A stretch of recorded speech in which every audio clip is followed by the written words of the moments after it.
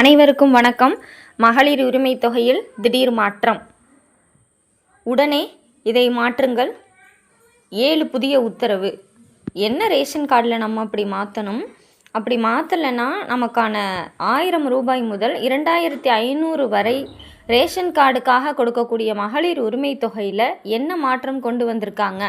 Amount யாருக்கெல்லாம் தருவாங்க, யாருக்கெல்லாம் மகளிர் உரிமை தொகை கிடைக்காது அப்படிங்கிறத பற்றி இந்த வீடியோவில் நம்ம முழுசாக பார்க்க போகிறோம். வீடியோவை முழுசாக பாருங்கள். வீடியோவை ஸ்கிப் பண்ணிக்கினா இடையில நான் என்ன சொல்லியிருக்கேன் அப்படிங்கிறது உங்களுக்கு சரியாக புரியாமல் போகும். சரிங்களா? சரிங்க. இப்போது நம்மளுடைய மகளிர் உரிமை தொகை சட்டசபை தேர்தலை முன்னிட்டு எல்லாத்துக்கும் பிப்ரவரி மாதம் 5000 ரூபாய் வரவு வச்சுட்டாங்க. பிப்ரவரி, மார்ச், ஏப்ரல், மே மாதத்துக்கு சிறப்பு ஊக்கத்தொகை அப்படின்னு சொல்லி 2000 ரூபாய் டோட்டலாக 5000 ரூபாய் வரவு வச்சாங்க நம்மளுடைய அக்கௌண்ட்டில்.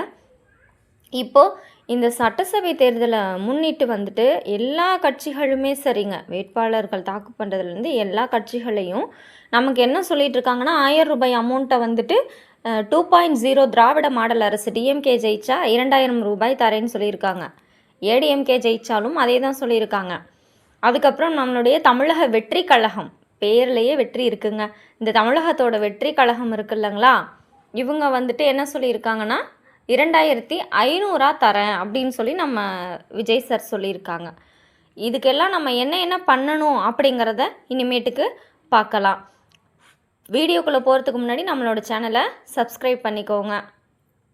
2026 எலெக்ஷன் வாக்குறுதிகளில் 1000 ரூபாயிலிருந்து 2500 ரூபாய் வரைக்கும் யார் ஜெயித்தாலும் கண்டிப்பாக நமக்கு கிடைக்கும் அப்படிங்கிறது தெரிஞ்ச ஒரு விஷயம். அதுக்கு ரேஷன் கார்டை நம்ம ரெடியாக வச்சுருக்கணும் இல்லைங்க. அப்படி என்ன ரேஷன் கார்டை நம்ம ரெடியாக வைக்கணும்? ஆமாங்க, எல்லா மாதமும் வீட்டில் இருக்க யாராவது ஒருத்தர் தான் போயிட்டு ரேஷன் கடையில் ரேஷனில் ஜாமான் வாங்கியிருப்போம் இது வரைக்கும், இல்லைங்களா? அப்போ வீட்டில் உள்ள மற்றவங்களாம் கண்டிப்பாக கைரேகை வைக்கணும், இகேஒய்சியை கம்ப்ளீட் பண்ணியிருக்கணும் அப்படின்னு சொல்லிகிட்டு இருந்தோம் இல்லைங்களா? அது ரொம்ப அப்டேட்டாக வந்திருந்தது. அதை எல்லோரும் கம்ப்ளீட் பண்ணியிருப்பீங்கன்னு நினைக்கிறேன். இப்போது அந்த ரேஷன் கார்டில் உள்ள முக்கியமான ஆதாரம் நம்மளுடைய ஆதார் கார்டை எடுத்துகிட்டு போயிட்டு நம்ம ஃபிங்கர் பிரிண்ட்டை வைக்கணும் அப்படிங்கிறது தான். இது வரைக்கும் ஒருத்தர் தான் ரேஷன் கார்டில் போய் நம்ம ரேஷன் கடையில் ஜாமான்லாம் வாங்கிட்டு இருந்தோம். பட் மற்றவங்க எல்லாரும் கண்டிப்பாக நம்ம இருக்கோம், லைவில் இருக்கோம் இந்த பிளேஸில் அப்படிங்கிறத கன்ஃபர்மேஷன் பண்ணிக்கிறதுக்காக போய் ரேஷன் கடையில் நம்மளுடைய ஆதார் கார்டை எடுத்துகிட்டு போயிட்டு வைக்கணும், ஃபிங்கர் பிரிண்ட் வச்சு கன்ஃபார்ம் பண்ணிக்க சொல்லியிருந்தாங்க இல்லையா? அது ஒரு முக்கியமான ஆவணம் ரேஷன் கார்டு அப்படிங்கிறது. இப்போ ரேஷன் கார்டை நம்ம இகேஒய்சியை கம்ப்ளீட் பண்ணாத ஒரு ஃபேமிலியில் உள்ள அத்தனை பேரும் ரேஷன் கார்டில் ரேகை வைக்காமல் இருந்தால் நம்மளுடைய ரேஷன் கார்டு கண்டிப்பாக பேன் பண்ணிடுவாங்க அப்படின்னு சொல்லியிருக்காங்க. எல்லாமே ஒரு வகையான சோம்பேறித்தனம் தான். நீங்கள் போங்க நான் போங்கன்னு சொல்லிட்டு கடைசி வரைக்கும் நம்ம போனோமா என்ன அப்படிங்கிறதே தெரியலை ரேஷன் கடைகளுக்கு, இல்லைங்களா? இனிமேனாவது மந்த்லி ஒன்ஸ் மாற்றி ஃபேமிலி மெம்பர்ஸில் உள்ளவங்க மாற்றி போய் ரேஷன் கடையில் ரேகை வச்சு நம்ம ஜாமான் வாங்கினோம் அப்படின்னா இந்த மாதிரியான ஒரு சுச்சுவேஷன்ஸை நம்ம அவாய்ட் பண்ணலாம். சரிங்களா? இப்போ அப்படி ரேஷன் கடையில் போய் ரேகை யாருமே வைக்கல, ஒருத்தவங்க தான் ஜாமான் வாங்கிட்டு இருக்காங்கன்னா ஃபேமிலியில் உள்ள எல்லாரும் கண்டிப்பாக போய் நம்மளுடைய ஃபிங்கர் பிரிண்ட்டை வச்சு நம்மளை நாம் கன்ஃபர்மேஷன் பண்ணிக்கணும். சரிங்களா? அப்படி வாங்கலை அப்படின்னா நம்ம ரேஷன் கார்டே சரி ரொம்ப நாளாக யூஸ் பண்ணலைன்னா நம்மளுடைய ரேஷன் கார்டு இந்த மாதிரி பயனில் இல்லை, உபயோகத்தில் இல்லைன்னு திருப்பி அனுப்பிடுவாங்க. அதனால் ரேஷன் கார்டில் எத்தனை பேர் இருக்கமோ அத்தனை பேரும் கண்டிப்பாக போய் ஃபிங்கர் பிரிண்ட்டு வைக்கணும். அதை திரும்ப ஆக்டிவேட் பண்ணுறதுக்கு ரொம்ப கஷ்டங்க. அவங்க நம்ம ஆக்டிவேட் பண்ணுற இடத்துக்கு இங்கே போங்க அங்கே போங்கம்பாங்க. அவங்க நிறைய கொஷின்ஸ்லாம் கேட்பாங்க. அந்த சுச்சுவேஷன்ஸ்லாம் சமாளித்து வரத்துக்கு நம்ம பேசாமல் அந்த இகேஒய்சியவே கம்ப்ளீட் பண்ணிடலாம், இல்லைங்களா?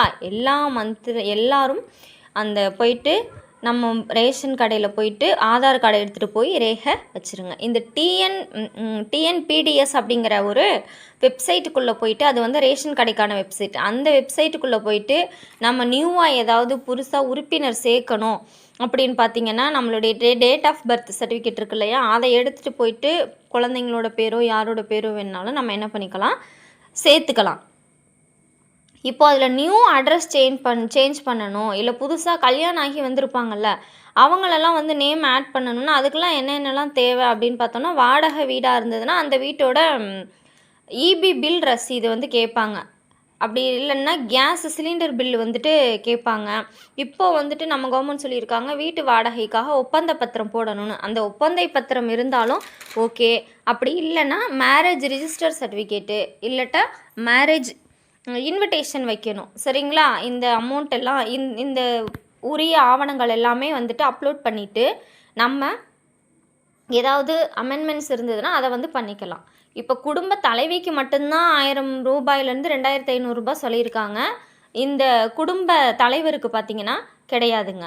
சரிங்களா? அப்படி ஏதாவது குடும்ப தலைவர் மாற்றணும் இறந்துட்டாங்கன்னா நீங்கள் அதில் டெத்து சர்டிஃபிகேட் அப்லோட் பண்ணியோ இல்லை என்ன ப்ரூஃப்லாம் கேட்குதோ அந்த ப்ரூஃபை வச்சு கரெக்டாக நீங்கள் பண்ணிக்கலாம். இனிமேட்டுக்கு இந்த அட்ரஸ் வந்துட்டு ஆதார் கார்டில் இருக்கிறதும் ரேஷன் கார்டில் இருக்கிறதும் கரெக்டாக இருந்தால் தான் பார்த்தீங்கன்னா நமக்கான அமௌண்ட் வந்து கிரெடிட் ஆகும். அது வரைக்கும் இல்லை அப்படின்னா ஏதாவது ஒன்று பெண்டிங்கில் இருந்துக்கிட்டே தான் இருக்கும். சரிங்களா?